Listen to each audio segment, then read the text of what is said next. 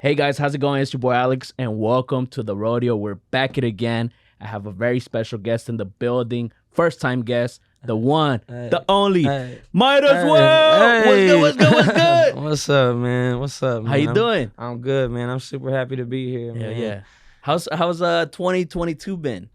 Come on, man. Since 2020, it's just been 2020 after 2020 after 2020. Nah, We've been in a fucking trip. Nah, for real. It's been better this year, honestly. Like, Yeah. I feel like everybody kind of got in their little slumps the last couple of years, and this has been the year that everybody's kind of dusting off the cobwebs, I guess, right? You know, a lot of people got into their creative mode during the COVID. We saw so many people come up. up with businesses and just platforms and artists and I'm talking. We had new chefs that didn't know they was cooking. We had new people making beats that didn't know they was looking to even do that. Yeah. I mean, everybody came out the woodwork with creativeness and shit. So like, 2022 is like, I think this year has been pretty good thus far with the whole, like, I guess shaking it loose and seeing what's going on with everything.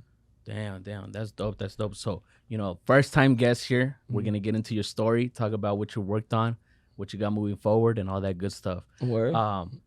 So what'd you say? Well, check it. So like, me being a guest and stuff, and you having me, y'all don't really know this, but I've been keeping up with Dude for a minute, and this podcast is dope to me. It means a lot to me. I've been seeing them bring in these artists and cultivate this new thing for people to be able to have this platform and stuff. I'm not gonna come and visit you without bringing you a gift, obviously. Oh shit! So I brought you something. Oh, hold up. Y'all see me. Damn, yeah, bro. for sure. Oh shit! First time, bro.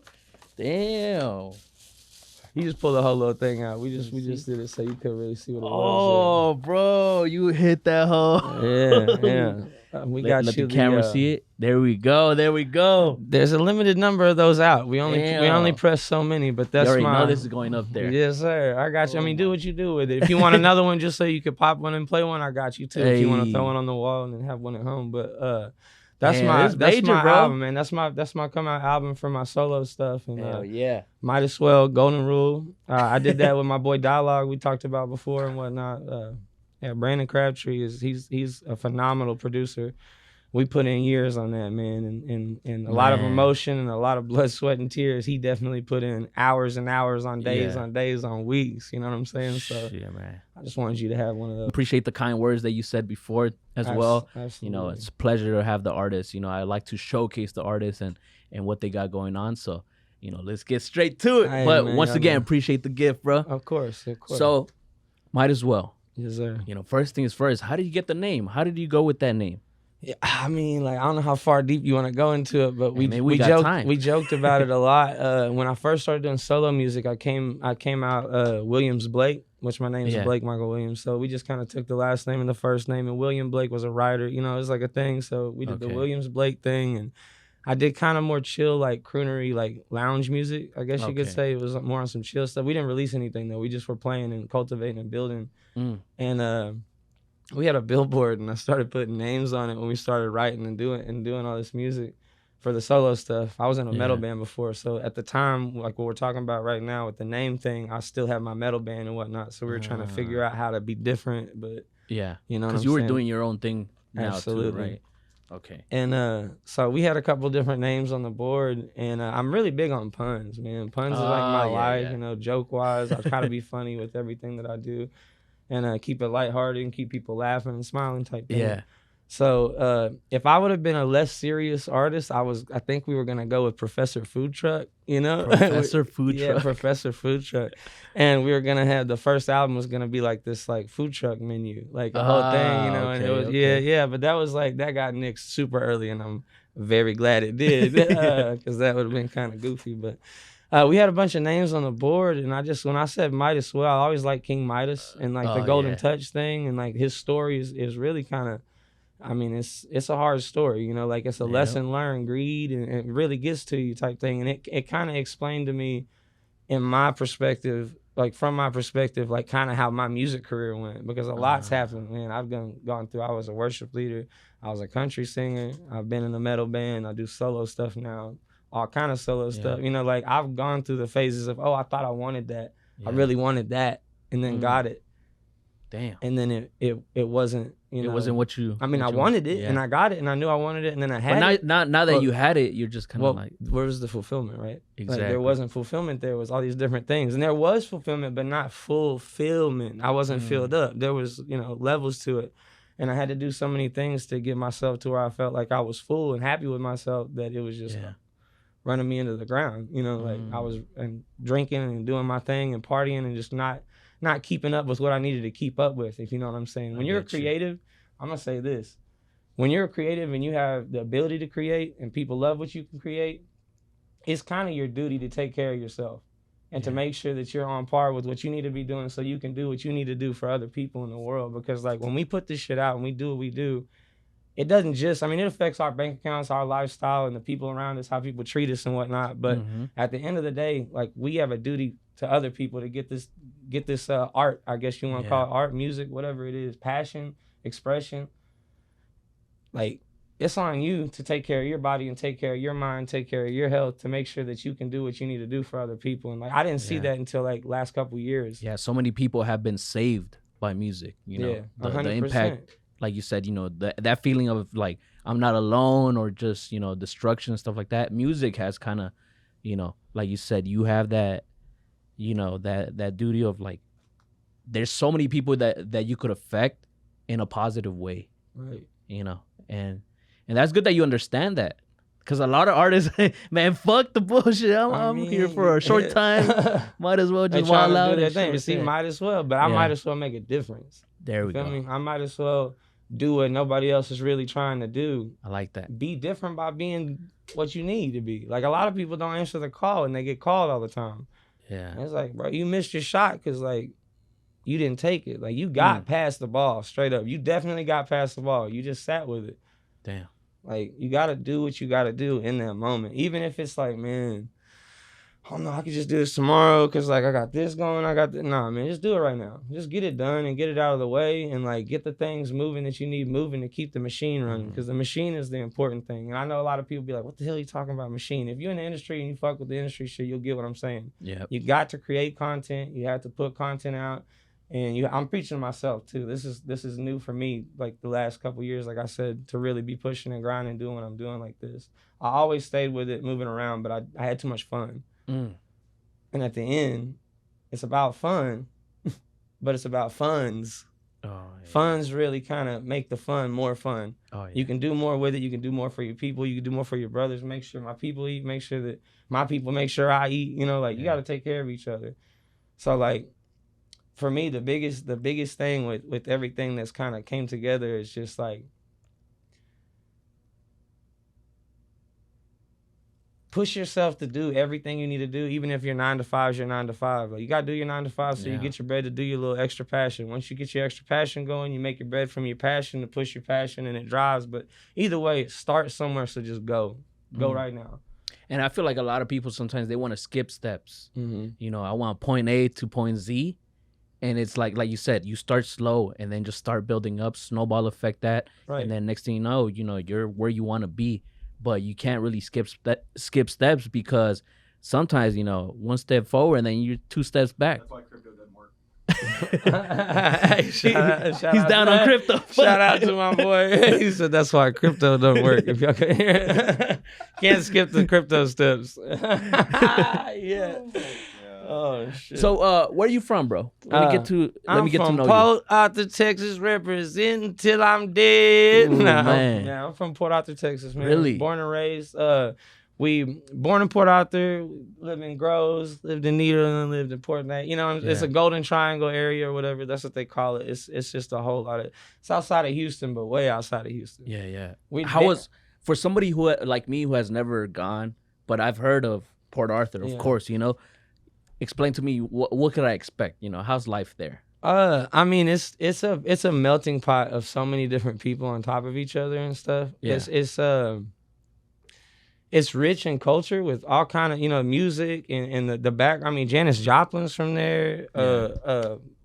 Pimp C, UGK. Come on, they got some real players that came out of Port Arthur specifically. Port Arthur's they got a lot of plants and stuff though. So I got a lot of plant jobs, and by plant jobs I don't mean like roots and plants you water. I mean, like power plant, like get you your electricity, like industrial. Yeah, like where I came from, I'll tell you this.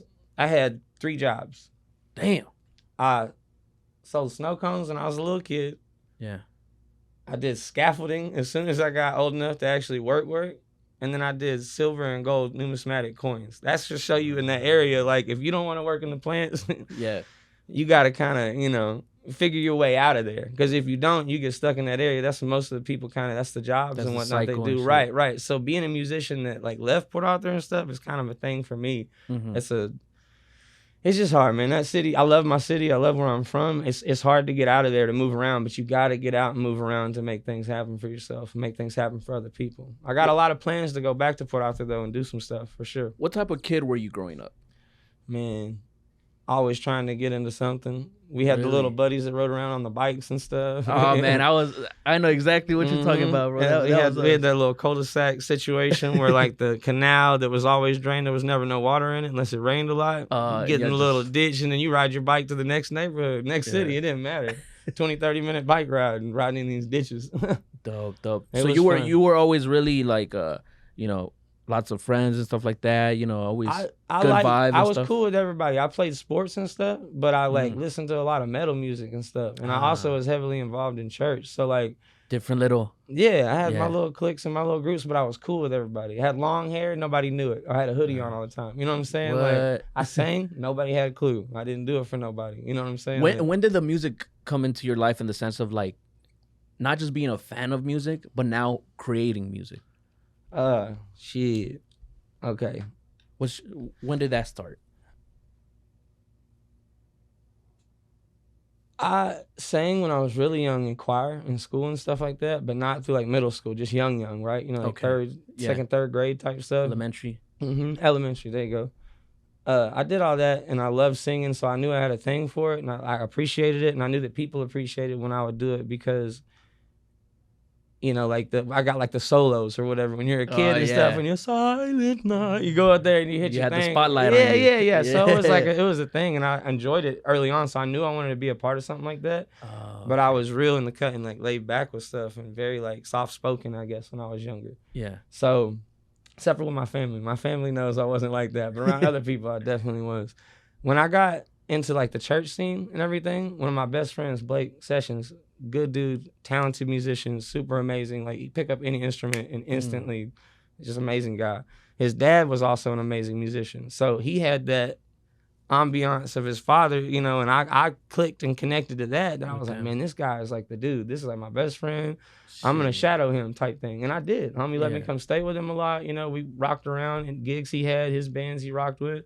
I just kind of was the second, like I would load in gear and stuff, damn near like kind of roadie, like just the homie. How did you feel like seeing all that? I wanted to do it. I wanted to be a part of it. Yeah, I wanted to be a part of it. I was like, this is cool. Also knowing I could sing, but not really letting other people know I could do that like that. Yeah. It was weird because I was just like, do I make a band? I didn't know. How do I jump into it? Yeah, I didn't know what to do. So I was just like, let me carry that for you. And that's kind of how my career's been, my whole life. Everything I ever did, man. When it came down to it, like you asked me that question, I'm gonna answer that positive right now. There was a moment where my boy Blake was just like, bro, you have a voice and you didn't figure your shit out. Like this dude wants you to be in this band, it's a metal band, you could do it. He's like, get yourself in a room with a guitar and go shut the door until you think that you sound how you feel. And I was like, what? That was weird. Yeah. And then I started doing it. And like I did it one day and I was like, didn't get how I felt about it, and I played whatever, and it went from like, playing worship music to whatever, just kind of jamming and making stuff up. I've always done that, like kind of just played around with it, but I never took it too serious. Yeah. After there was a weekend where I kind of did that, did the whole like lock yourself in the room thing and just play with the reverb going and everything, I found this raspiness in my voice that kind of came out, not like Michael Jackson-y, but like it was more along that lines. Like gritty, it was like a little R&B and just a little more soulful. And it's like, hey, I kind of, this kind of is my here. Yeah. So I want to see, like, I think this is it. And so I owe Blake a lot for that, for telling me to do that. And that was kind of, I think I was like 16 or like 17 when that happened. And I was already playing in church currently, like worship leader type stuff, and just filling in where I was needed and here and there singing or playing or whatever. That's major to have a good environment that, sometimes they believe in you more than you believe in yourself. I mean, Because I feel like a lot of dreams get crushed by some of the environment that you have. Absolutely. People are like, bro, you crazy, like quit that bullshit and stuff like that. But like your friend to be like, bro, you got something here, just pursue it. That's fucking major. Right. Well, I mean, on the real, he was just like, at that point, probably tired of me tagging along to everything because he was like, man, you should have your own band. Why you should be playing with us tonight? Much less like, why you carry my shit still? Like, you know what I'm saying? Like, I just always stayed back though, and stayed back and stayed back and stayed back. It's like this. I'm the same way with like releasing music and whatnot. I always hold too much. I need it this year. We dropping stuff for sure. We got a lot of shit coming out this year. So, but you joined the band, right? Right. The metal band. Right. So this old I was in that band for a little while. It's called Wars Without End. Okay. I joined them for maybe like a year. We didn't do many things, didn't play that many shows and stuff, but we did locally. And it was like my first little thing of like, I'm in a band, like I'm doing a little whatever. I go off and me and the homie do what we do. I'm gonna fast forward a lot. Yeah. I end up going out to damn Nashville and doing some recording at Blackbird Studios. And it was a dope studio out there. It was crazy as hell. I was out there for a little while.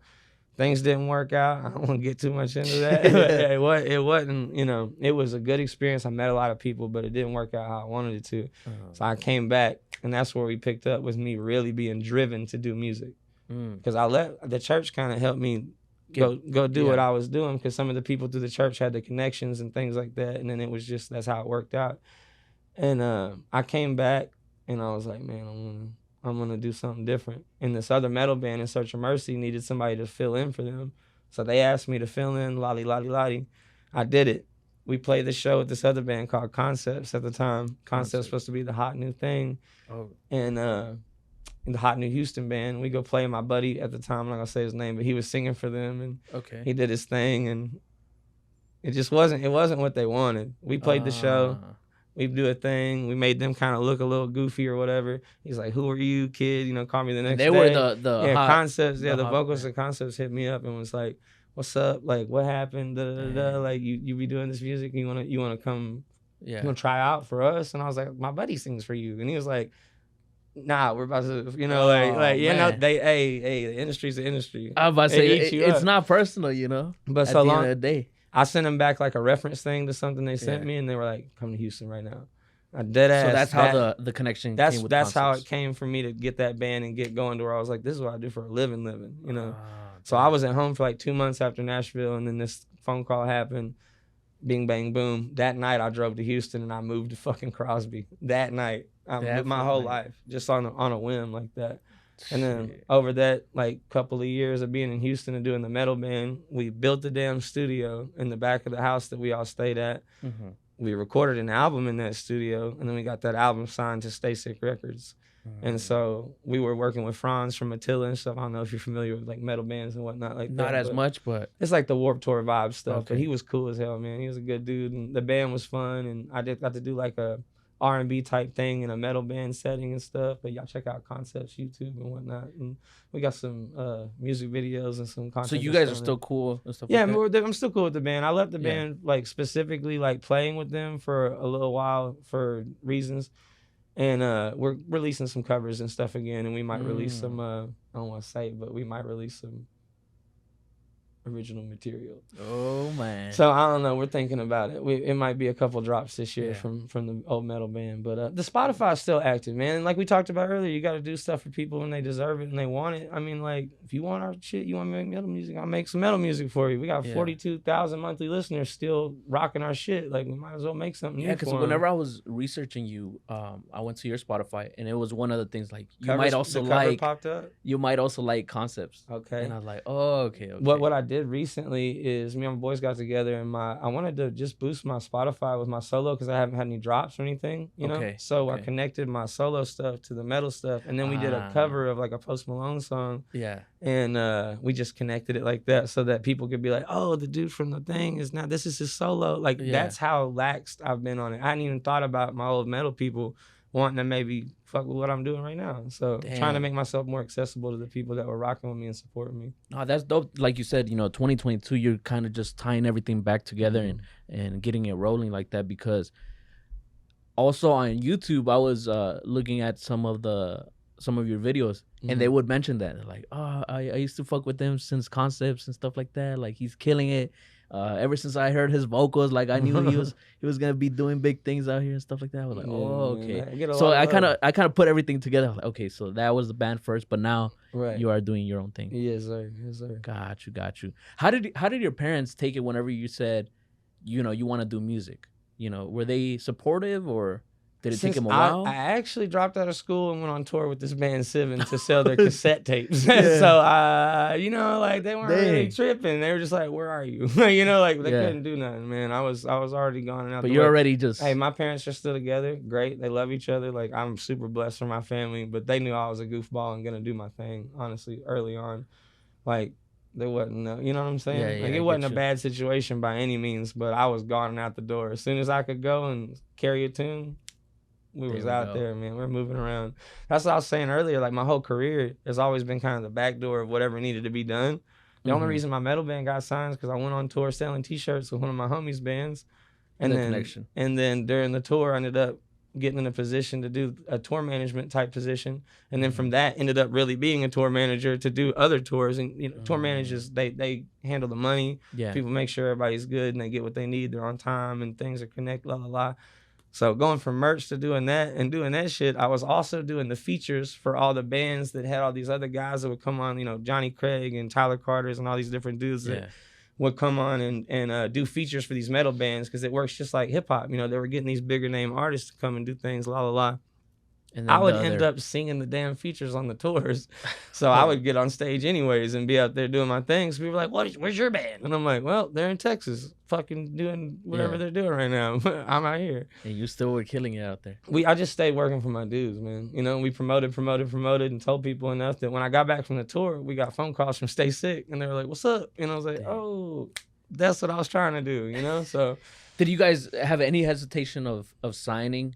You being independent and being like hearing all these label stories and shit like that, was there any hesitation, or you were just like, this is the next step we gotta? We had a lot of close friends around us in the metal scene that were already in things and signed with different, not with this specific label, but different people. Okay. So we knew what we were looking at, and we had people looking out for us that were kind of cultivating our, approach at going that direction when it comes to a label or distribution. Even you're really just talking distribution, but like the only thing that was really, really weird for us was not understanding like what it was it was like kind of like going into the dark, because we had never signed as a group. The band breaks up a lot, not our band, but like we lost members constantly because people's lives change and stuff. We went through a lot of members, but the core members stayed. You have so many people sometimes, it's like, so we were hesitant about who should be on contract when we signed, but that was it. That was pretty much it. So did you like you could say kind of the industry of it, in the sense of like, sometimes they push certain artists, sometimes you got to take the back they were seat. Great. Everything was super great with me, honestly, when it came down to the metal stuff, because the fans in general are like some of the best and most loyal and most fun. Bro, who else, where can you go where you literally go on stage and then pour a new water bottle on all these people and then sweat all over them, and they're like, so the foundation was it was I didn't care if we were eating bean burritos and sleeping in a van, bro. I was there to do it, and I did it over and over and over. What do you say, you're more of a studio or a concert type of artist? It depends. Okay. Because like, talk to me. Studio, if we're working and it's a vibe and we're creating, I'm all about that. I do that every day. That's my daily bread and my actual life. But performing and entertaining people, if I get to do a little freestyle later or something and show you what I'm doing, or show these people what I'm on and like what I feel like, that's also my vibe. So it's like I'm here for all of it. Like nothing, I can't go left or right on that. I'm right in the middle on both of those. So you said freestyle. Yeah.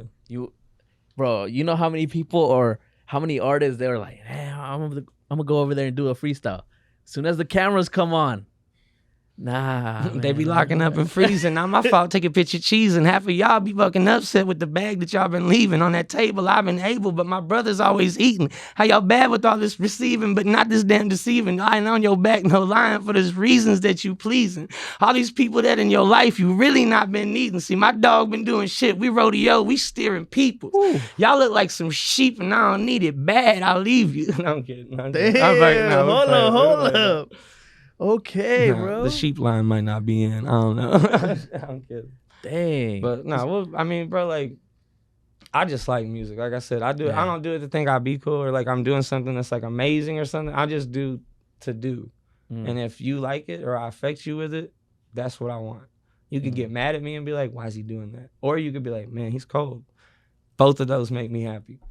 Because you listened and because you took time for your reaction and you felt something from it. So that's really all I'm trying to do is make people feel shit. They don't understand the impact of like music like that. Like you said, you know, we go back to the feeling, how you make people feel, you know, and shit like that. So that's dope. It seems like you've gone through so many steps as an artist that you kind of are now in this situation that you understand the game of whether it be business, whether it be the moves you got to make, whether it be the impact of your music, you know. So that's dope, man. I see a lot of you're way ahead than a lot of other artists that are barely trying to figure it out. Thank you, brother, for sure. I've noticed that you like to mix a lot of genres. It seems like you don't tie yourself just to, you know, metal, R&B, pop, rap, hip hop. You know, have you always been conscious of like, shit, bro, if I want to do it, might as well do it and shit like that? Or, you know, is it just off the vibe? Or, you know, do you ever even think about shit like that? It's like this. A lot of the times the music I make sorry. No, you good? I wish I could shout you out, but I can't.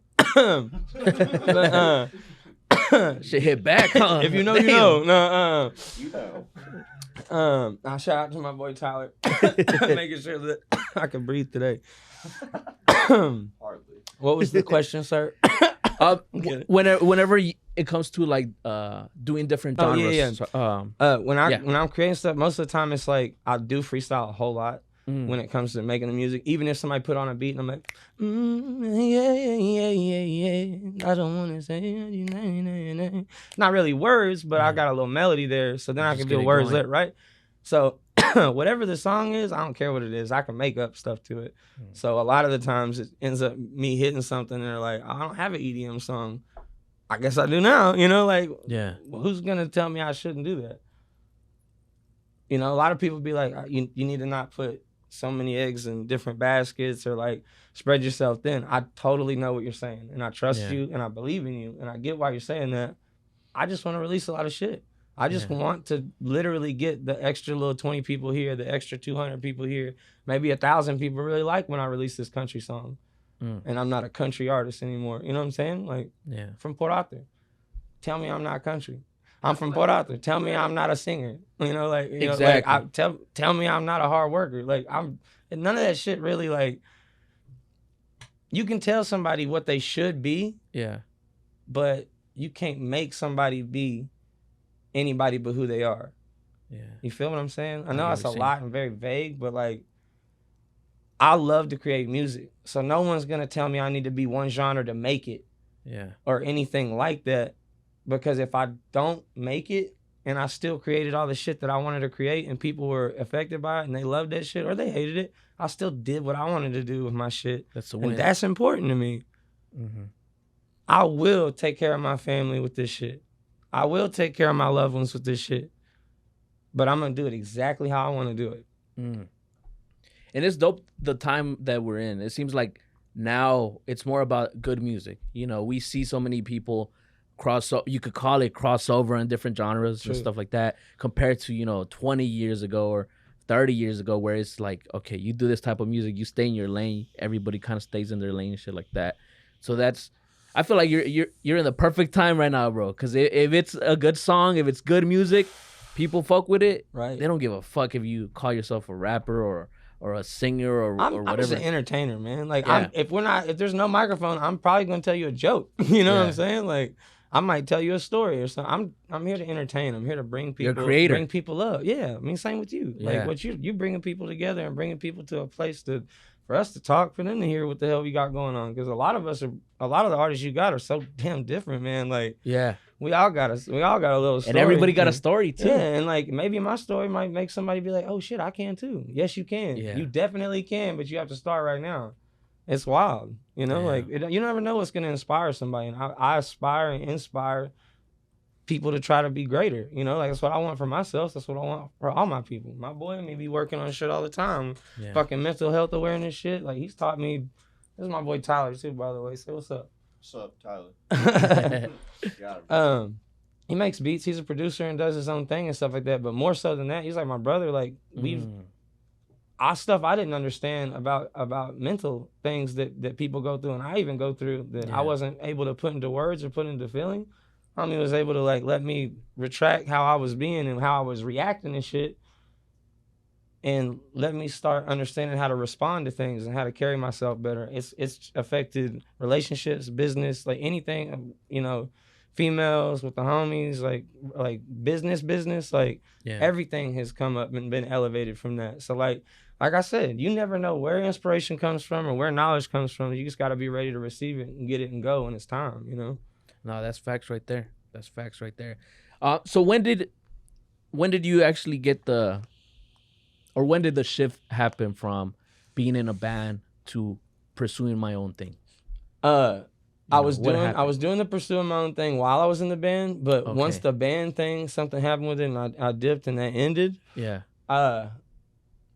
I kind of, like I said, I fucked off for like a couple years. I really did. I just kind of did what I made music, but like I didn't do anything. I didn't release it. And I just kind of fucked off. And then a year and 7 months ago now, I stopped drinking. And when I quit drinking, I started following through with everybody that was asking me to do this and do that. When I started doing that, I realized how much shit I had. And I started being like, I got 3 albums. I got 5 albums. I kept finding shit and was like, oh my God, that was music. Like, what do I do with all this? So since I quit drinking, I've been hella more motivated and hella more on track with what I need to be doing in my shit. Oh, that's dope, man, because I've been trying to stop drinking because the next day, the older I get, the next day after drinking, bro, after a fucking bender, you're just like, oh, fuck, I need a whole fucking day to recover and shit like that. And whenever you have shit to do and you got, you know, interviews or editing or like stuff like that for me, and it's like, and I don't have that energy, it just fucks everything up. You know, and I completely understand, especially whenever it's something creative. You know, it's not like it's just kind of muscle memory, like say that you're working on something, it's just muscle memory. Nah, bro, whenever you something creative and your brain and your body are both just tired as fuck from all that, like, is it even worth it? You know? Mean, like sitting there editing and whatnot, you know how that feels. It's a drain on you. Anything that you do over a time period, sitting in front of the computers like we do. Yeah, I'm blessed that I'm able to get in and out with. I feel like getting able to freestyle or get something on and then maybe just write to it later. Like maybe that's procrastination or whatever, but I don't make myself sit there and do something unless I really want to feel and do it like that. You know what I'm saying? When it comes to writing. Yeah, got you. So let's talk about the project. Golden Rule. Golden Rule is a release that we released, 2 years ago now. And it's been my only bops that are actually out. Everything else, we had some things stunted. I did an album with a young dude named Vex, who's now his own artist, like solo artist. He was a producer at the time. He got invited to the Grammys. We were on the news and stuff, talking about a little ABC News thing. Talking about what we were doing together. We didn't get to release our project, but I think what I want to do is get him now, since he's actually a little rapper and doing his thing, get him to hit his own beats, because he did the Metro Boomin thing for me. He made all the songs with me in dialogue, and then I hit him and sang to him. And so that's called Phase 3, I think. I don't remember the name. Yeah, Phase 3, but that hopefully we get that out. Like, that's supposed to come out. But the big project I was wanting to talk with you about is a thing I'm doing with my boy Poopy. I know it's funny. His name is Poopy. Poopy Sanchez. Poopy Sanchez, man. Hey, man. And my boy Colin. And Colin Jacobson is a dude that filled in with me on the metal band and stuff whenever we needed. Like, he's just always been there. Utility guy, right? Anything you needed, he's there for you. You need a ride late, drinking too much, like, make sure you're good. Like, fill in for a tour a week and a half on a day's notice. He's like, okay, I got you. He's learning the songs in the car. Berkeley kid, like, amazing musician, phenomenal friend. Someone good dude. you want on your corner. Yes, me and him made this album 2 years ago, and I'm just gonna spill a little tea on it because it's funny. A backup. I don't know how do I go about this. I'm just gonna say it.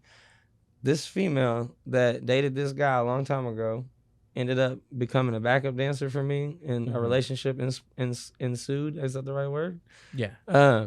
And this other guy that I was kind of cool with was very not okay with it. And I was like, bro, chill out, like grow up. You know, it wasn't even a thing like that. Yeah. And then he made it a thing like that. And then it became a thing like that. So like a lot of the album is me kind of just talking shit to him. For That's real, the inspiration from it. I mean, I'm being real. Like it was. We did it like right at the beginning type of quarantine type shit. Yeah. And so it's a lot of just like, you know, I was feeling some type of way. But drama like that created this entire album that we did that sounded like this like Travis Scotty / Weekend type beat vibe, and it was like R&B stuff, but it was like damn near like a boy bandy / Post Malone thing. I don't know. I'm saying a lot of names, but it really makes sense when you hear it. Yeah. We sat on it and we didn't release it. I just went back to Austin for South by Southwest, played all my shows and whatnot. Saw a live band called Sir Woman that they were just phenomenal. Inspired me to reopen this little album that we did because we obviously felt like we couldn't release it. It was out of date. Yeah. For the time period and the weekendy type stuff, it just wasn't hitting right now. So we went back and recorded live drums. Shout out my boy Poopy. He used to be in a band called Thumbscrew that was like legendary for metal scene and whatnot. If you know, you know. He killed it with He's the drums. phenomenal, man. He's hard as hell. And then Colin and Poopy put live drums to the old tracks. And then Colin went on and played bass and played some like funk bass. And then I went back on and we turned all the vocals down and I sang a live vocal take over it. So we damn near made a live album right there with drum, bass, and vocals. And we just used the old actual reference track, the album, as like a backtrack, right? Yeah. And so we did this whole little new thing, and I don't really know anybody that's done anything like that. Used their own album as the backtrack, and then did a live version of it. So it's like singing along with your own. It's different. We're getting it mixed right now. We're seeing how that's going, but that project's gonna drop this summer for sure. And we don't even have a name for it. No, you stoked for that one? For sure. Damn. We might self-title drop that. It might be called Midas. You know, I might do it like that for that to make it easy. But that's true. Like you said, you know, usually the artist will just build up on what they have and then just go from there. But like you said, using the old songs as a reference and, you know, putting your own sauce now to it. Right. Up to and date. then we touched up, we changed some lyrics on some stuff. Some stuff was a little goofier that we made serious. And it's a lot of different genres kind of on one thing, but it all ties together because it's all live bass and drums, right? You know what I'm saying? Damn. So we did something sneaky. And I think that it's gonna definitely turn some heads and pop. And would you say it's completed, or you guys are still tweaking stuff? It just needs to be mixed. Everything's pretty much everything is recorded. That we're like our job as artists are done, and it's now mix and master time, which I do have a part in, but I'm an over the shoulder like, can we do this? And then they tell me like, no, Blake, or like, yeah, I was gonna do that, but I didn't do it. You know what I'm saying? Like I'll be in tune with it, but most of the time I've learned that if there's somebody that's better than you, you can learn and be observant, but just shut the hell up and let the person that you're paying do it because they know what's up. You know what I'm saying? Like sometimes whenever you try to wear so many hats, it's like you gotta focus also on what you got going on. You know? Like my boy he was explaining to me a lot of stuff about sound design, and I was like, "What do you even do?" type shit, and he was like, "Just." Like you'll hear it, like literally, and I'm like, man, whatever. And then we sit down one day, and he's like doing some shit with something I was working on. I went to the bathroom and came back, and it sounded like literally 1,000 times better. Damn. And I was like, what did you do? And he was like, the shit that I do that you didn't understand. And I was like, all right, teach me, please, right now. And then he did. You know, that's how you learn, though. You have to be ready to learn, and you got to be spongy. You got to be ready to soak it up and just shut the hell up. Because, like, you probably know, but also you don't, you know? No, yeah. And I feel like sometimes ego gets into that. Big time. Like, ego is one of the things that... Big time, man. You know, you think you control the whole world, bro. Like, nah. Everybody has their own roles and their own bubble type shit that they're in. So. That is literally it, man. Like, just as important as it was for you to get up and your whole day is around you, somebody else did the same shit over there. So like ego in the industry literally murders artists and murders drive and murders motivation. Yeah. The true killers of the game. One of the reasons I did want to bring you as well is to talk about what you got with the concert. So what? Because this is not just any little concert. Not at all. This is 3-day, you know, so many artists. I was trying not to pull my phone up and whatnot, but I'm going to pull the flyer up so I can read to these people what's going on with this. So Mike Zemer, Homie Orlando, Kendrick, like all the people that are associated with Third String Productions and whatnot, they've been booking shows and doing stuff in Dallas for ever. Like literally. so much, like from smaller events to bigger to festivals. You know what I'm saying? They you know what So What is, like, I'm sure you're around here. Like, been following the way that they built that to what they're doing right now. Yeah, guys, like for real, you know, like they're booking bands that are like their dream bands and stuff that they listen to, we listen to growing up, type shit. That to be a part of it is an extremely amazing feeling, and I'm super excited, and I'm very appreciative to all the guys out there, especially So What, and like I said, thank you Kendrick, thank you Mike, thank you Orlando. We're doing what we're doing, man. Like they got on our day alone, there's a 3-day festival. It's such an exciting festival. It's hard to even know where to start with it. Let me bust it like this. It's 3 days, Friday, Saturday, and Sunday. It's the 27th, the 28th, and the 29th of this month. This is gonna drop, I think you said next week. Yeah. So by the time that this is dropping, we're gonna have a couple days until it'll probably be like the 23rd, 24th or something like that. So we're gonna have a few days, 4 or 5 days. You gotta hit me up tonight, literally tonight, for tickets. Hit me up on my Instagram, midaswell.getit, or straight up text me. I don't know if we can, like, I might drop a thing or something like that. I don't know if I put my number out there like that. Say, you might get some crazy. I'm not scared, and I'm after the bag. So like, if y'all really want the tickets, find a way to get to me or whatever. We'll get some contacts set up. But we'll link your cutoff info. for tickets are gonna be the 25th, 26th or something like that. Okay. And I actually have discounted tickets. There we go. They're up there online right now. So I got them for the low. I think it's 75. Mm-hmm. Cut. You know what I'm saying? Like, so anybody that's trying to go and really wants to go for the Sunday tickets, hit me up. I got you for 75. So there we go. There we go. So how does would you say this is the biggest festival that you've? Absolutely. I mean, I've got to be a part of stuff like Cornerstone Music Festival and shit, like back in the day, and you know, whatever, like little Warped Tour here and there thing. But like, this surpasses everything, because like what I was getting into with the 3-day thing is like they're booking multiple genre, multiple stage, multiple day, like, and every single day is stacked, man. Every single day, like, you're talking top line hip hop artists, top line metal artists, and I mean metal from like the stuff that you need with your pop punk metal, like whatever you want to get into, with like the heavier shit, to Under Oath, and like bands that have been around rocking and knocking, and Hatebreed. Like, come on, man. Like, everything on the pop scene. Rebecca Black is actually playing on Friday. 303, you know, Black Bear is playing on the day that I'm playing. Oh, man. On Sunday, the 29th. State Chance, my homie Modson. There's a lot of people that I've got to like meet, you know, through the industry with the metal scene and stuff like that are now these bigger artists that are doing these things. Mm-hmm. And it's just really cool that everybody gets to come. It's almost like Zimmer and them made a homecoming for like all these people. Like, but it's like a big party, but it's like the best thing they've ever done. It's just, and I also want to shout out to the whole team for So What right now, because I know they're going to see this, but this is real.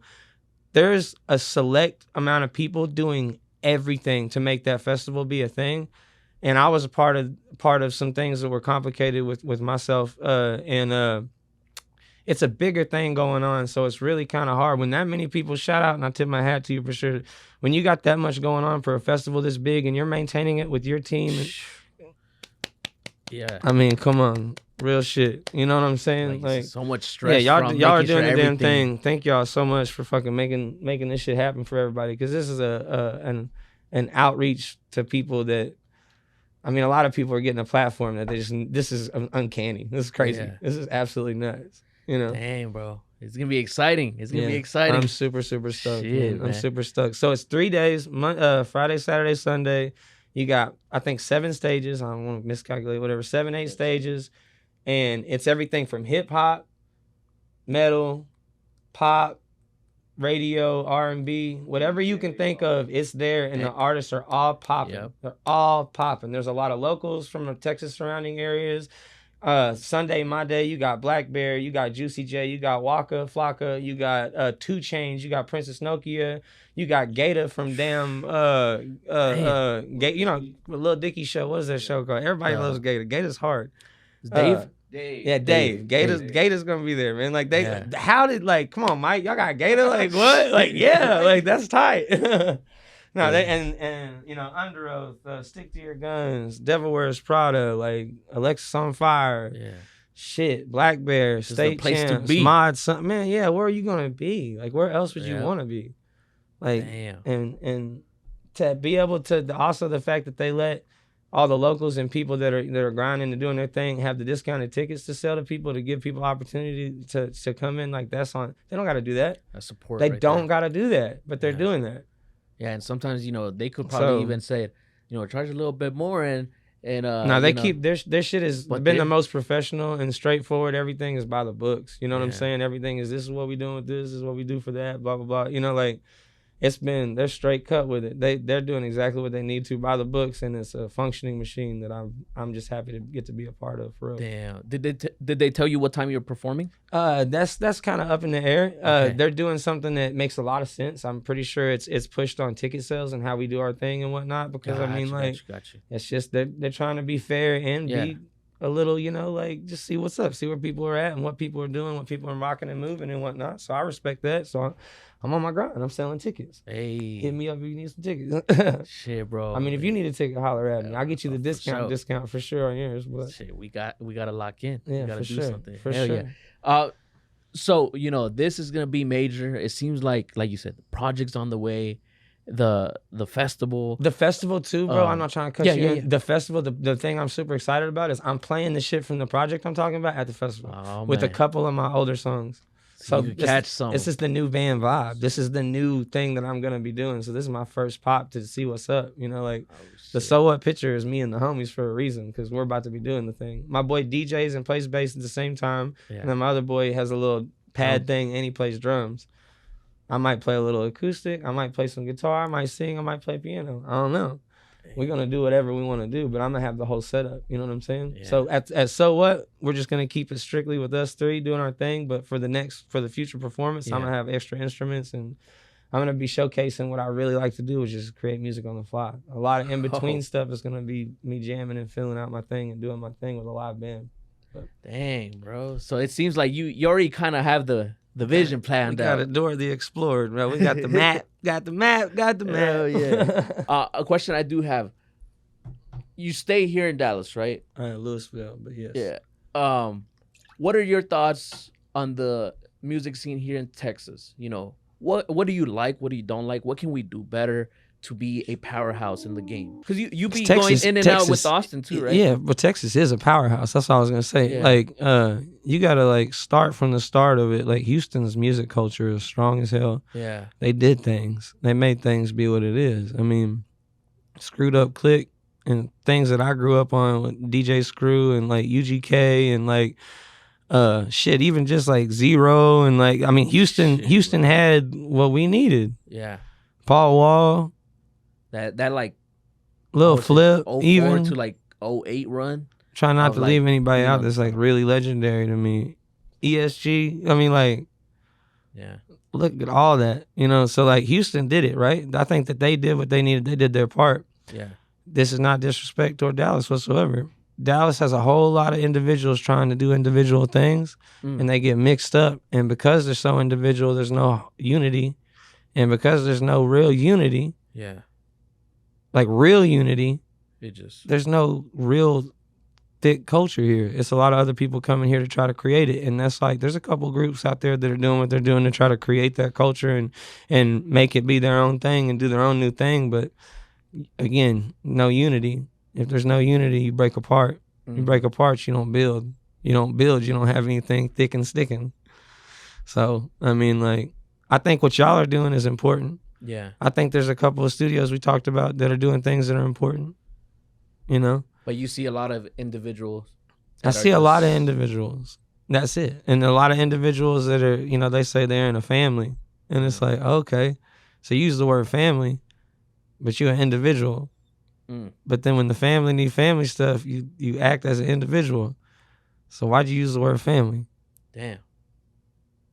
Don't just say what it is. I see that a lot too. But I feel like also the new generation is also kind of taking the wave in the sense of like you talked about. They've seen the blueprint of other cities and also Houston of like, bro, if there's a lot of money to be made out here, right? I mean, and we gotta learn how to fucking work. People together. got it right. Infrastructure set up. They just gotta really connect and rock with each other. Yeah, and figure out a way to make things work. You know, anytime somebody goes on tour, Dallas, they stop here all the time to get their bag and dip out type shit. Mm-hmm. You know, it's one of the main cities that every artist be stopping at. Absolutely. I mean, like, you got to. You're either here. I mean, Fort Worth. You're somewhere over here. Yeah, for sure. Do you think we'll ever be a powerhouse, or do you think the culture as Dallas as a city? Dallas, because I mean, I didn't even get to Austin. Austin's so goofy and got so much going on. Austin's just like trying to get Grammys and whatnot, which is that makes sense. You know, they got Austin's Black like Pumas out there, and like I mean, they got a lot of good, solid bands and whatnot. But I just like in comparison, Houston. Let's say Houston, Austin, Dallas, San Antonio. I'm throwing San Antonio too because San Antonio's metal scene for such a long time was so thick and so good. Loyal fans. I've seen San Antonio. San Antonio like kept Texas metal alive, and I'm shout out SA, all my homies in SA, like for real. San Antonio kept metal alive. You know, because a lot of scenes, even Houston's metal scene and whatnot, kind of dwindled and was a little goofy for a little while. People were just weird, and Dallas was strong, man. Dallas always had a good metal scene, for real too. Yeah. So shout out Dallas for sure and San Antonio, but Austin and Houston just kind of, you know, when it came to the metal music, at least, were hit or miss, depending on who was booking shows and whatnot. You just la. But I think Dallas could possibly be a powerhouse, like I said, if people ever like actually came together and figured out a way to make things really snap and work. And like I said, I know people that are doing things right now that are really doing that, and they're making a difference. But there's just like, I feel like there's certain things that could be a little more efficient in the way that things and the type of things that people are bringing in and people that are bringing into things. I don't know. I'm just being very vague for a reason. But at the end of the day, diversity is just amazing. And if you can make diversity work, that's the only way that Dallas is ever going to actually do what they really want to do, because it's just like too many people trying to make Dallas be like this, we this or that or la. It's like, no, Dallas is a lot of things. Yeah, Dallas is a people. There's so many cultures out and here. He's really good, and she's really good, and they're really good, and we're really good. Like, so like at the end of the day, they gotta. I mean, you know, Brockhampton. You know, like are you familiar with the group? Brockhampton, no. Like, okay, think like a super group. It's got like 6, 7, 8, whatever, different like little rappers and singers and stuff, all different genres and whatnot. Yeah. And then they come out on some shit like it's Wu-Tang and everybody rocks together like that. That's the type of thing that I feel is gonna pop Dallas and put Dallas into some different type of shit when they have a group that comes together that's like, how did y'all meet? You know what I'm saying? Like, that's what's gonna be different. Because I think that's what we find. I think that's what people really want. That's why I'm doing this like funky bass stuff over R&B, boy band singing stuff, but I look like I'm in a metal band. Like we're just doing something different. Like you said, the project, you expect so many people different up, versatility that you have and stuff like that. So that's true. And it's such a good point that you bring up, like the diversity in Dallas. You know, there's so many cultures and subcultures within Dallas. I've been whenever I go to like open mics and stuff, just from Oak Cliff to fucking North Dallas. Yeah, different, bro. Literally, and both of those in their own have so much richness. Yeah. And like so much story and so much history. And it's like you that's why everybody has to do this. You know what I'm saying? There's too many things to choose from. Yeah, there's too many things to choose from when it comes like who's the backbone? Yeah. Where did it start? A lot of people that are here that are really trying to do stuff aren't from here. What would you say is your biggest accomplishment whenever it comes to the music thing, that you look back and you're like, damn, I can't believe I fucking did that? My grandma, she said that she proud of me. That's my greatest achievement. No, that's my boy Money Mays' this line in one of his songs. Honestly, like that's a big one. What you say, like the most accomplished I felt? Yeah, or like you could even say your proudest moment, or you know. But I feel like so many things are just going through your head right now that you're just like... I mean, because I've lived so many straight, like, whoa, I can't believe I'm here. You know? Like, I've got to... I don't know, man. That's wild. That's wild. I mean, there was a... Me growing up, I listened to... I listened to Zero and Lil Flip and Mike Jones a lot. On top of, like, Creed and the NSYNC and like, you know, like everything, Snow Patrol, shit, you know, like Under Oath. I was listening to all kind of shit. But I like loved Little Flip on some other, and I got to play a couple shows with them.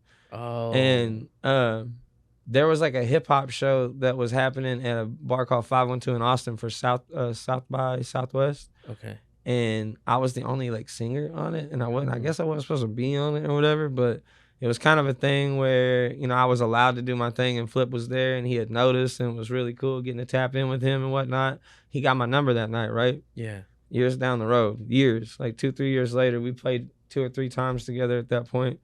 I came up to him on the street and I said something. I was like, yeah, I want to call you for this. I got an idea. I was like, get my number. And this is something I learned about industry and whatnot. Okay.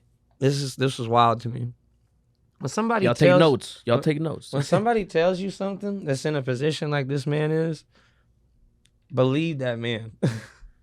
I was like, give my number, man. Give my number real quick. He goes, no, I got it. And I was like, nah, you're not going to shrug me real quick. Like, give my number real quick. Yeah. That's, man, I got it. And he's, you know, literally with the butterfly doors up. And then my homie's videographer guy I know in Austin was video and stuff. So, I mean, I had links with him. I didn't walk up on him cold or what. He was going to a venue I was at. I was like, all right, And he says his number out loud. So I call the number. And this man's phone, I'm talking Lil Flip. This man's phone lights up. And it's the same damn phone I seen him have like the years before or whatever. And it says whatever it says, white boy rapper, ATX or whatever, you know, whatever the fuck it said. But it was saved. But he had it? It was saved. Yeah. And I was just like, and he looked at me like, told you. man, he's one of the realest dudes. Flip he's still tours, he still grinds, he still goes and plays shows, still makes appearances, gives his fans what they want.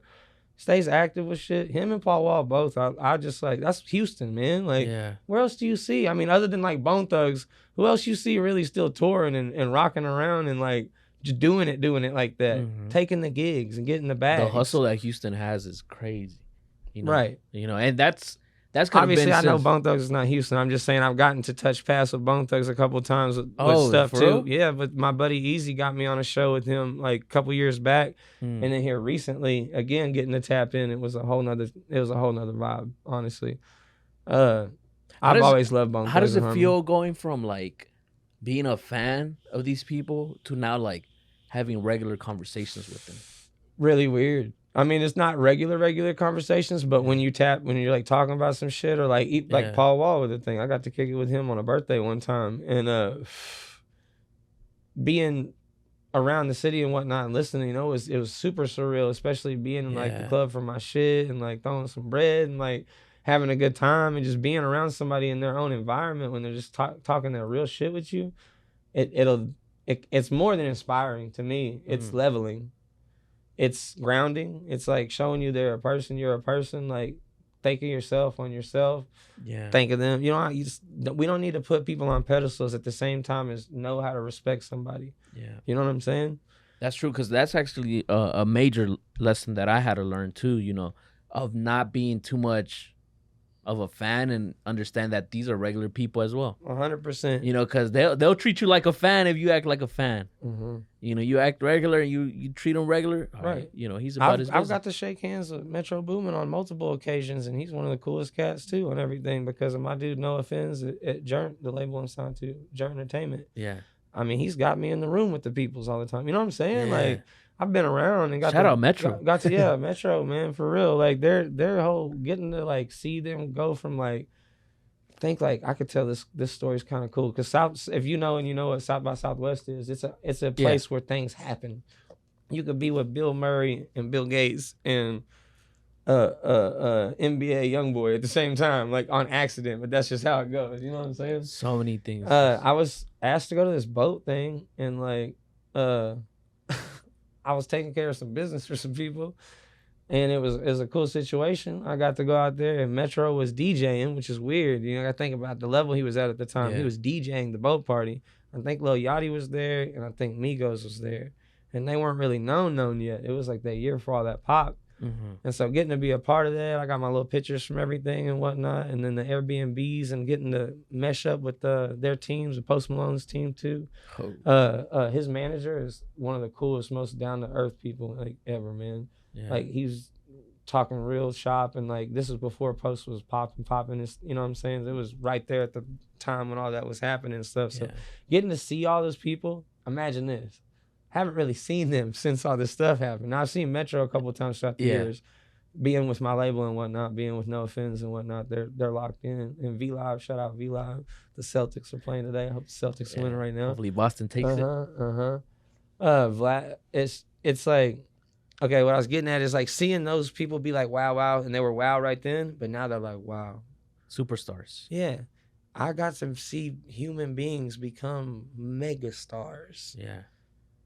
And be that close to it to where you damn near taste it. It's in your mouth. Like, what are you going to do? You're like, shit. Y'all just did that. And that shit was fire. And y'all knew it was going to happen, and you said it, and then it happened. Yeah. You're a man. I'm a man. I could do that. I could tell this dude to do that. I can make this guy do that. Yeah. Let's go. Dreams. Real. Make it happen. That's it. You feel me? Like, shit, bro. That's facts right there. I think that's harder than me being starstruck or something, being around people now. Yeah. Seeing them, knowing them when they were like years back and now like, whoa. And not even like I'm saying, I'm not cap like I know I'm on a personal ass level. Like, what's your favorite color shit? But seeing somebody be like cool with what's going on and like being inviting like that. Metro like made sure we were good when we went out to Lights or something like that, or whatever it is in Vegas. He had a residency. It was so dope, bro. Felt like fucking. You remember you watched wrestling when you were a kid? Yeah. Remember Goldberg? Yeah. Remember they followed him with the cameras walking through the tunnel? That's like what I have a video of that in my shit. It's like that's how Metro, because in Vegas everything's like the under the floor or whatever, and you walk to it. So we had to do that with the whole squad, and that looked like to me was like the first feeling of like a stadium type show shit. Dang. And I literally got to stand right next to him while he did shit. That's how cool he is. He literally brought me up there. He's like, come on, popping. Let's go. Here go the air cannons. And I'm just like, turn the camera around at myself. Like, let's go. You know, like. This is what we doing. Yeah, I was like, I'm here. I don't remember what I said. I think I said something funny. I was like, all day, whatever. You know, like you're in the moment, right? You know, that was one of the pinnacles of me being like, man, this is cool. Me literally being like, I like to sing and do my shit. Got me to stand somewhere next to somebody that's doing the most amazing shit that then went on to be like literally top producer in the damn world. Yeah. Killing it. Instantly. And like you said, seeing that person be able to do that, it is a different inspiration of like, shit, the fuck, I could do this. You believe it all day when somebody's on paper, they said so-and-so, so-and-so. You're like, okay, well, I never saw him, you know, so he just, okay, they planted him, or it's this or that, or I don't know what he did to get there. I know exactly where these people were at, what they were doing. Yeah. They were calling people and being like, hey, we need to do this. I'm paid us to do this. Like, working. They had people, I'm not saying they were personally doing it, they had people doing the people doing the thing. You know what I'm saying? But that's how it starts. Teams, man. Yeah. Teams. And you got to have a good team. You got to have a good team because there's only so much you could do alone. Yeah. And the connections, the network that you build with your own team, bro, like that's fucking, you know, that's what you need. A question I do have, because you're on both, you know, you could say you do rap and pop and hip hop and rock and metal.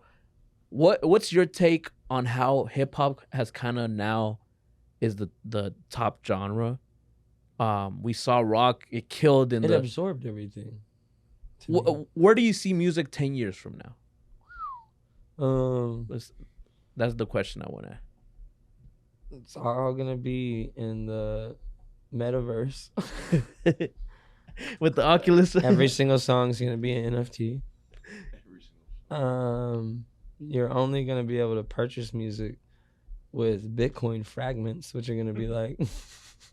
Where's my boy? He like, fuck Bitcoin over here. I don't know where he went. No, in 10 years, I think I really actually, me and my homie talked about this for years. And his name's Noah, no offense. He's the CEO at Journey. He's been saying for a minute, he's like, man, this live band shit, live band. I was like, nah, I want to do what I'm doing. I want to do what I'm doing. And he's right. The live band thing is coming back. Yeah, I think the live sound of like instruments and things and real players, solos, things. I really do think that it's gonna come full circle back around, because everything's just kind of like, everything is good. Music's amazing. Don't get me wrong, but like nobody's really making like timeless type shit right now. Some of the weekend stuff I fuck with super heavy, and like, I mean, don't get me wrong, there is music out that's really hard, but yeah. Do you think we even consume it in the sense of like we get the music from these artists and we're just like, all right, on to the next one because another one drops, but then we kind of look back on it, because I be doing that a lot with like sometimes with Drake's old albums or like Kendrick stuff. I look back to it and I'm just like, damn, like this whole was this whole is a classic. Like I kind of just ran through it whenever it dropped, but now looking back on it, I'm just like, whoa. You know, do you feel like with music dropping now, it's so fast, especially with streaming, that we don't even take the time to actually like consume it? It's like, how are you serving it though? How are we serving it? You can only consume what you're served, correct? Yeah.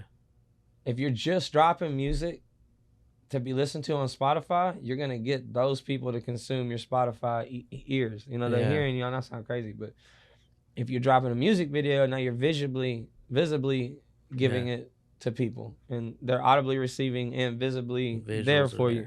You drop a lyric video, or you drop something on Genius that explains your lyrics or something like that. Now you're giving them an explanation for the lyric. You know what I'm saying? Like, how you want to serve it up. If they want to consume it, control how they consume it by over serving and doing different many aspects to it. Yeah, whatever you want. It's different lanes is what I'm trying to get at. Like giving it to them in different ways, because like sometimes like I hear a song and I can play it because I heard it, but then sometimes I don't have a fucking clue. And I'm like, I ask my jazz homie and be like, what is that? And he'll tell me, or I gotta look some shit up. And if you gotta look some shit up, look it up, because you didn't know. Now you know. Yeah. It's part of learning, you know what I'm saying? You gotta sponge, like I said, all the time. Be ready to learn. That's true right there. Where do you see yourself 5 years from now? 5 years from now? Yeah. I definitely want to be hitting the road. Like, road. Like, 3 cities that you will love to tour at. Anywhere in the world. Let me say that. Nah, I'm going to say straight in America right now. USA.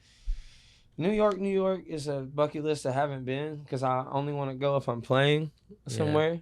And then New Orleans is exactly the same thing. I know it's like weird city, but like when it comes to like music culture is crazy. And being Port Arthur is as close as you can get to Louisiana without being wet. You know, like, there's no swamp right there. So, New Orleans and New York are 2 different places. And then, man, I want to say the coolest city I ever saw, I think it was Spokane, Washington.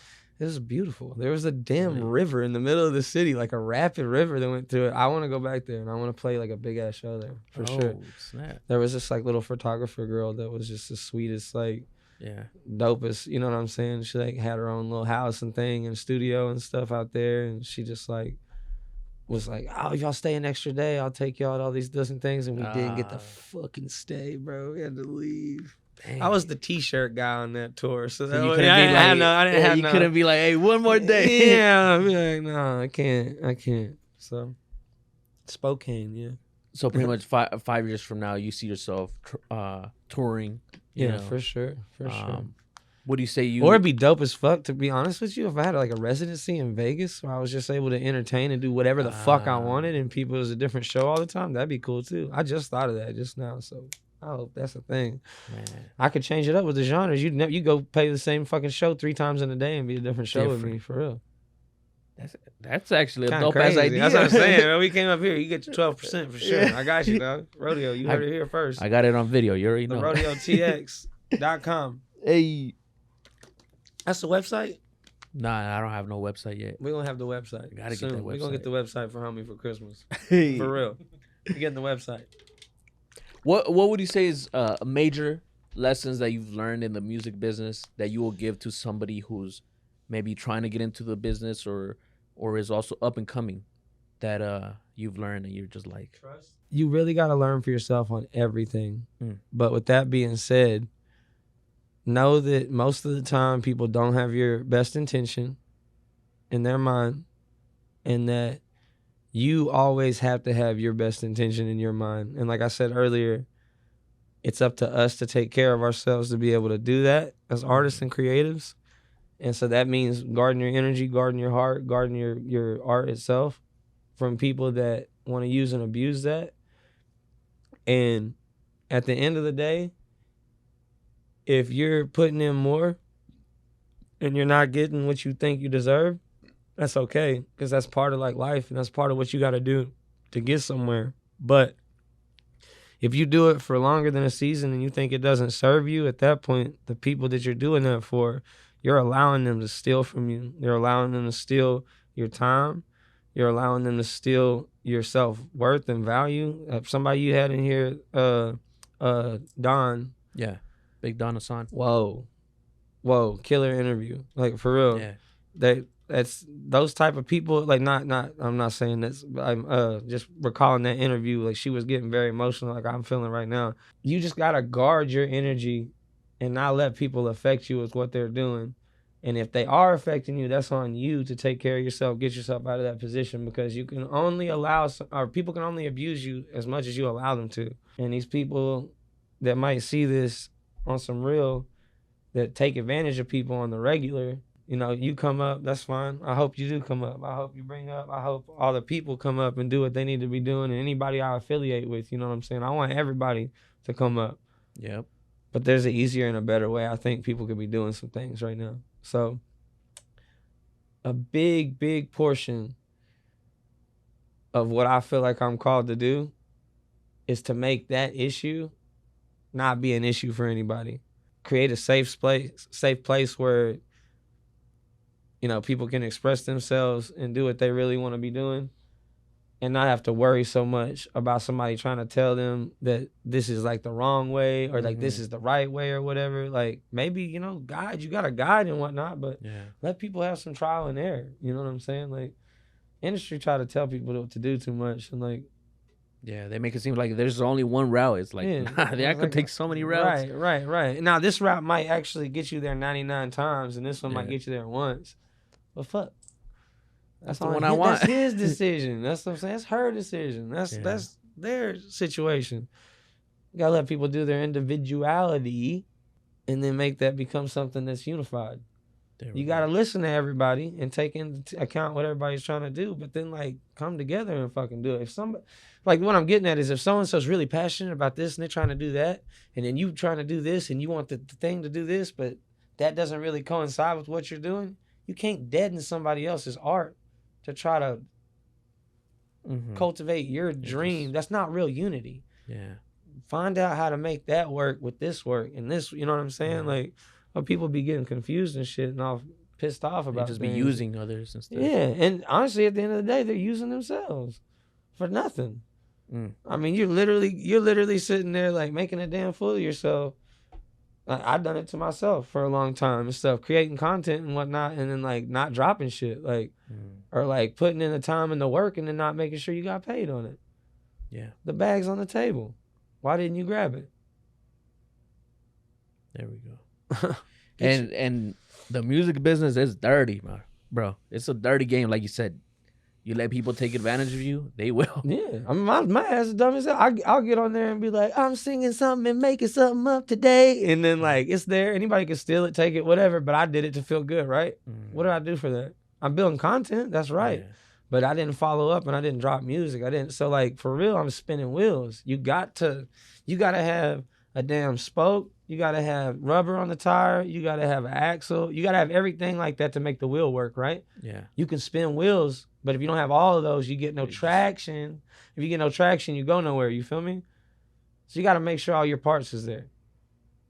Me just doing some videos on my Instagram trying to be relevant or whatever, that ain't doing it. Me just hitting the studio with my friend and making a video of it, that ain't doing it. Yeah. Gotta do all of it. In the studio. Hey, for real. How many of us do that, man? We do that shit all the time. We gotta do all of it and just consistency. Consistency is key.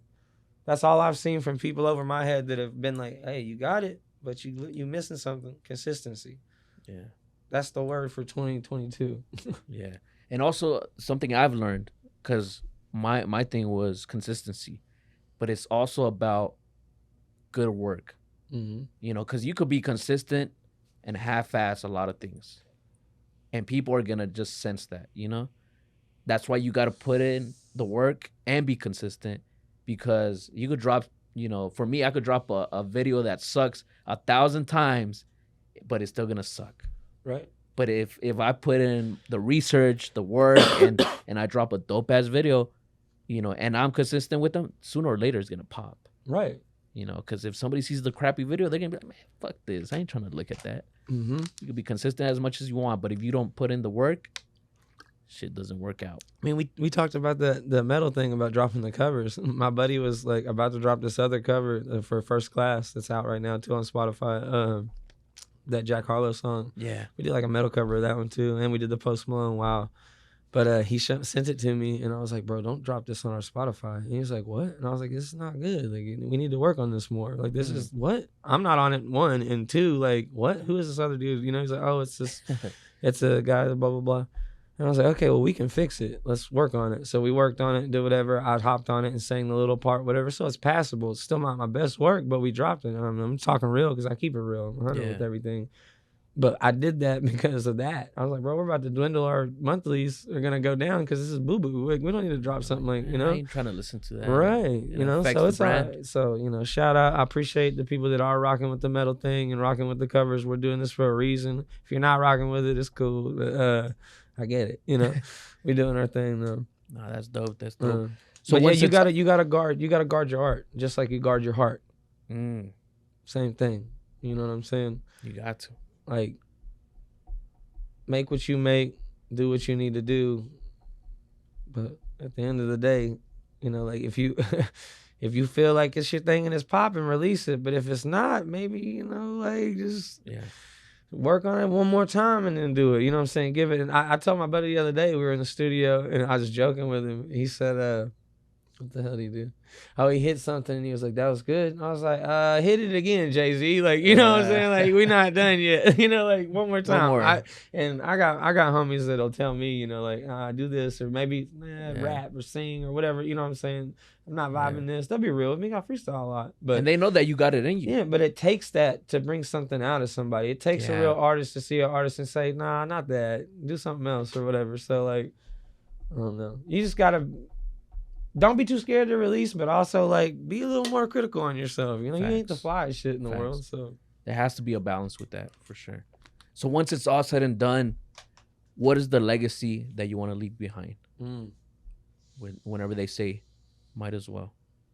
What is the legacy that you want to leave behind? Might as well get it. That's wild. Legacy.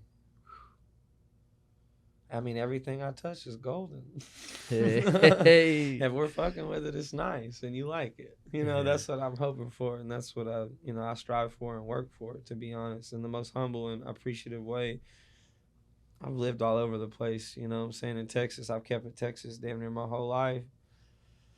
And every city I've been to, I've learned a lot, and I've got to take in a lot from older artists and people that have been doing it in different genres, and just being kind of, I guess, thrown to the damn wolves. Sometimes the wolves are nice and cool as fuck. Sometimes the wolves don't want to fuck with you at all. But, you know, I've always had my back watched and people looking out for me and making sure I'm straight with things. So I hope that I leave a legacy of, like, fulfillment of creation. Like, I want people to be inspired to aspire to be greater. Like I was saying earlier, like, I want people to push themselves and fucking...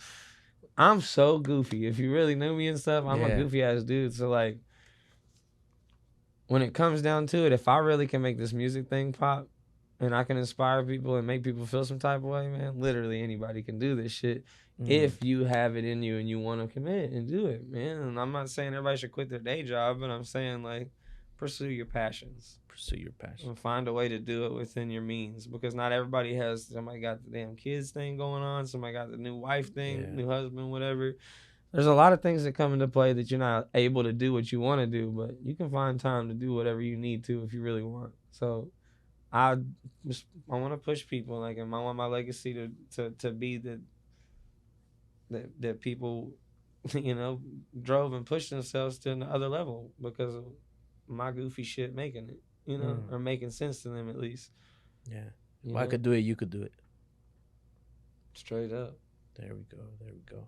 So before we do wrap it up, you know, where could the people find you, whether it be IG, streaming, you know, what do they want? Any last words, you know, let the people know. My Instagram is Midaswell, MIDASWELL.GetIt. So Midaswell.GetIt. And you got Journ.com is my label website and whatnot. I'm trying to think. Midaswell. Project on the way. Yeah, the project on the way doesn't really have a name and whatnot, but if you tap in with me on my Instagram, I definitely will be releasing. I can keep pretty steady on those things for my personal and that one. We'll link the personal one with the post or whatever. But I'm just really excited, you know, to be here to do this and stuff. Whether I perform or do like a freestyle thing or whatever we end up doing whatever. But I don't know, man. It's just it's a full circle experience for me to get to be here, even to get to announce So What on the 29th again, Sunday. You're gonna rock out Sunday that the 29th. Yeah, you better be there, man. We're gonna be rocking together for sure. But it's all of this in general. You let me be a part of this podcast and what you got growing and everything. It's just like I appreciate you, man. I know it's a lot. Sure, man. I appreciate you coming through. I fumble. I get nervous when I talk about realness, but like that's how I come from, a place of realness and genuine. So like it's just it's an overwhelming, like, hell yeah, like we did this shit, you know what I'm saying? And then the next thing, you know, I'm nervous, but we're gonna do it, and it's gonna be tight. Yeah, we'll create magic, bro. Yeah, we're gonna do it, man. So, hell yeah. Man, I appreciate you, man, because you know, time is the only thing you can't get back, you know. Absolutely. So any artist or any creative that comes here, you know, I know that you could be with your friends, with your family, you know, you could be creating new tracks and stuff like that. So I always appreciate everybody's time, right? Because you know you can't buy that. So no, not at all. You know, thank you for coming. Absolutely. All right, guys, make sure you like, comment, subscribe, hit that notification bell, get notified when we drop new content, and we out. Yeah. Might as well.